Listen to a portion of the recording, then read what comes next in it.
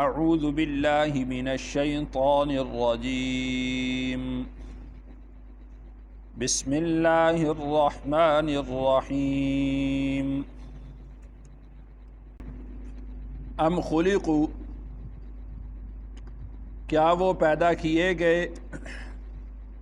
من غیر شیء، بغیر کسی چیز کے، ام هم الخالقون، یا وہ خود خالق ہیں۔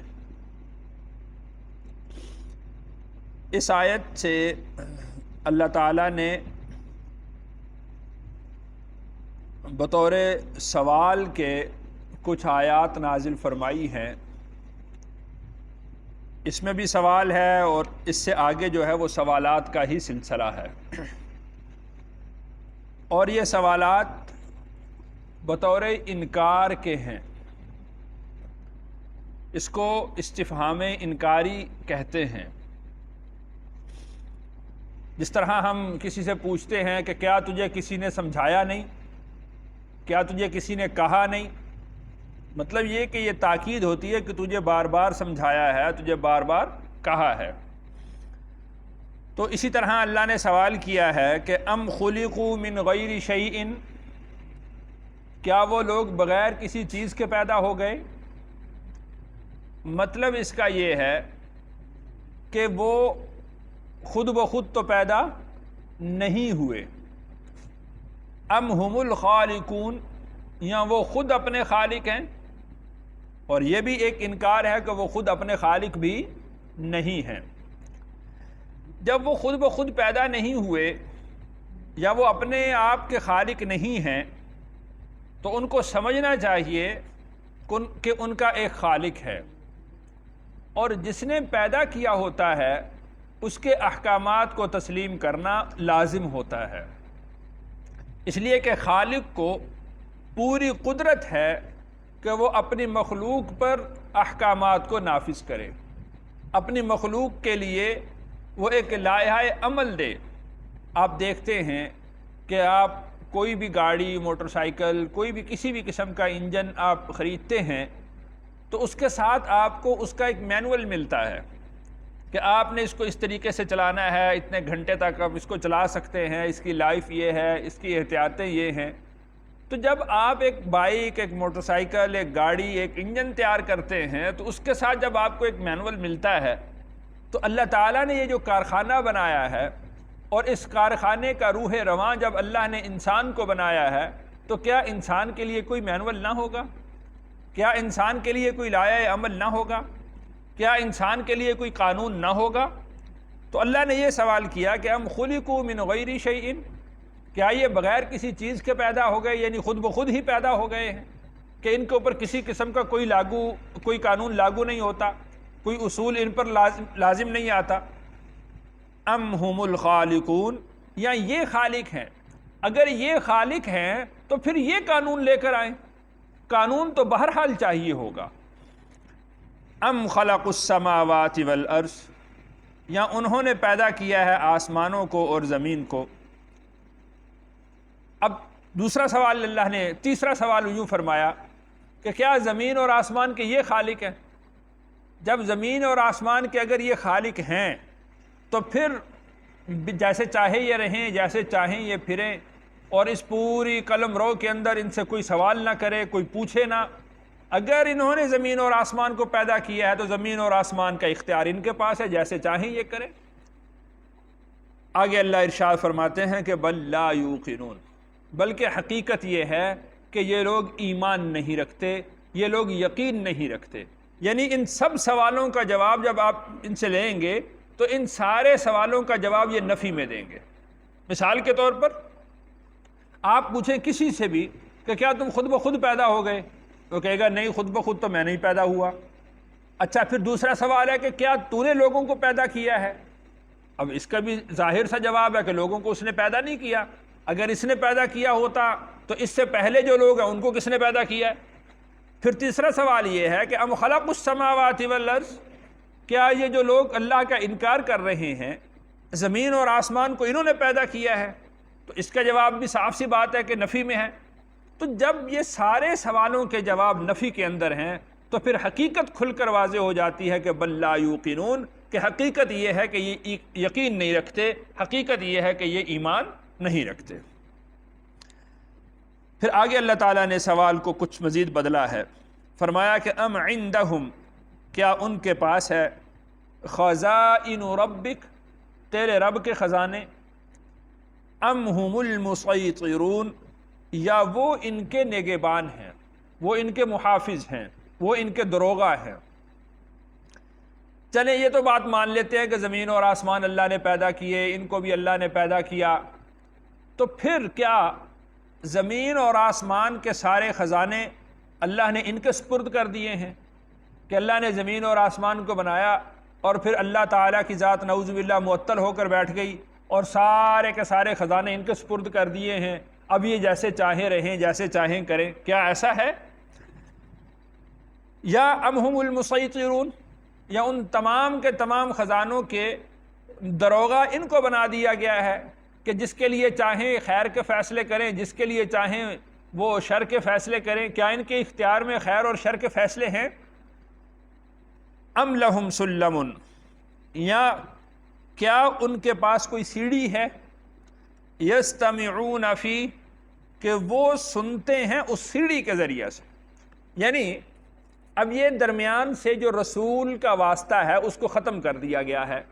اب اللہ نے سوال یہ کیا کہ کیا ان کے پاس کوئی ایسی سیڑھی ہے کہ جو سیڑھی براہ راست اللہ تک جاتی ہے اور یہ اس سیڑھی پر چڑھتے ہیں اور اس اللہ سے براہ راست وہ ہدایات لیتے ہیں، براہ راست احکام لیتے ہیں اور براہ راست احکام ان پر نازل ہوتے ہیں اور یہ جس طرح کر رہے ہیں یہ اللہ کے احکام کے مطابق ہے؟ ام لہم سلم، کیا ان کے پاس کوئی سیڑھی ہے، یستمعون فیہ، کہ اس سیڑھی پر چڑھ کر یہ بات سن کر آتے ہیں اور ان کو کسی رسول کی ضرورت نہیں، کسی کتاب کی ضرورت نہیں ہے، کہ جب یہ رسول کا بھی انکار کر رہے ہیں، کتاب کا انکار کر رہے ہیں، تو کیا پھر ان کا براہ راست اللہ کے ساتھ رابطہ ہے کہ اللہ کے احکام ان کے اوپر براہ راست نازل ہوتے ہیں؟ اگر اس طرح ہے فَلْيَأْتِ مُسْتَمِعُوهُمْ بِسُلْطَانٍ مُبِينٍ، فَلْيَأْتِ مُسْتَمِعُوهُمْ، پس چاہیے کہ ان کا جو وہ سننے والا ہے بِسُلْطَانٍ مُبِينٍ، وہ صریح سند لے آئے۔ رسول نے جب آ کر یہ بات کہی ہے کہ میں اللہ کا رسول ہوں، رسول نے آ کر یہ بات کہی ہے کہ یہ قرآن جو اللہ کا مجھ پر نازل ہوتا ہے یہ اللہ کی طرف سے نازل کردہ ہے، اگر تم اس بات کو تسلیم نہیں کرتے تو پھر جو تمہارا سننے والا ہے جس کو تم اپنا نمائندہ سمجھتے ہو، تو فَلْيَأْتِ مُسْتَمِعُوهُمْ بِسُلْطَانٍ مُبِينٍ، جس نے براہ راست اللہ سے سنا ہے وہ آ کر بتا دے کہ تم میں سے کون ہے جس پر اللہ کے احکام براہ راست نازل ہوتے ہیں۔ تو اگر تمہارے پاس کوئی ایسا شخص ہے کہ جس کے اوپر براہ راست اللہ کے احکام نازل ہوتے ہیں تو وہ اللہ کے احکام لے آئے، میں اس کی پیروی کرتا ہوں، بسلطان مبین، لائے کھلی سند ہے، آؤ بسم اللہ کرو۔ لیکن ایسی کوئی بات بھی ان کے پاس نہیں ہے۔ تو اس کا مطلب یہ ہے کہ ان کے پاس نہ کوئی سیڑھی ہے، نہ ہی براہ راست اللہ کے احکام ان پر نازل ہوتے ہیں، اور نہ ہی کوئی ان کا ایسا شخص ہے کہ جو اللہ سے براہ راست سنتا ہو اور ان کے لیے کوئی واضح سند اور دلیل ان کے پاس موجود ہو۔ ام لہ البنات، کیا اس کے لیے بیٹیاں ہیں، وَلَكُمُ الْبَنُونَ، اور تمہارے لیے بیٹے۔ اب یہ بھی سوال ہے کہ کیا تم اللہ کو نعوذ باللہ اپنے سے کمتر سمجھتے ہو، اپنے سے گھٹیا سمجھتے ہو کہ تم نے اپنے لیے افضل چیز کا انتخاب کیا ہے اور اللہ کے لیے تم نے گھٹیا چیز، کمزور چیز کا انتخاب کیا؟ اگر تم نے اللہ کے لیے کمزور چیز کا انتخاب کیا تو تمہارے ذہن میں تو پھر اللہ تعالیٰ نعوذ باللہ کمزور ہوئے، اور اپنے لیے بیٹوں کا انتخاب کرتے ہو اور خود کو اللہ سے افضل سمجھتے ہو، پھر یہی صورت ہے کہ تم اللہ کے احکام نہیں مانتے۔